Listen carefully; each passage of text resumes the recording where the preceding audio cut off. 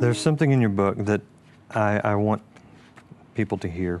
And Tait, I believe you wrote this. I'll just read straight from the book, and, Okay. I want your reaction. Okay. While waiting for Connor's chemo to drip on a summer day in 2005, we both looked out at the west and dreamed. We dreamed of going to Texas Stadium and seeing the Cowboys play. I started telling him about the rock concerts I'd seen there. We talked about playing outside, running, laughing, chasing, and tumbling to the ground in exhaustion, a little boy in pajamas and a dad in shorts, dreaming about baseball, bike rides, and fireworks. When Connor's drip was done and he was able to leave the 10th floor oncology area, we went down to the hospital lobby and out the front door. I carried him to a small 20 by 20 foot patch of grass where the parking lot met the street. I cleared the trash and cigarettes, and we laid down in the grass. Our minds drifted to the rolling hills of Ireland and a sandy beach in Hawaii.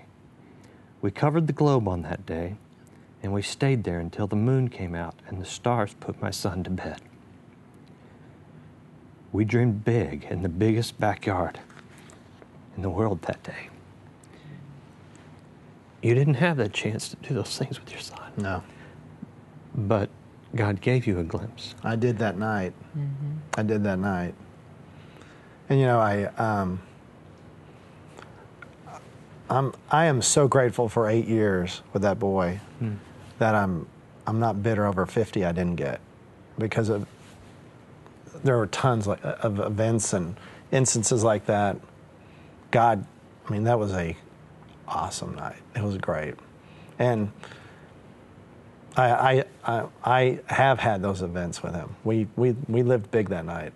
We lived big that night. And you know, in his last baseball game, he hit the winning RBI and he could barely walk. He could barely walk, and he literally swung the bat. It was so perfect. And the other team saw it. He hit it. And it was the same thing like that. He hit it. He pushes the kid from third to home. He barely gets to first. They're trying to throw him out. He was so thin, his pants wouldn't stay up, so he could has barely to lift run. the bat.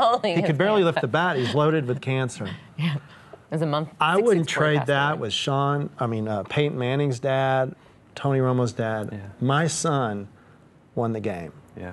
So 8 years of a glorious life.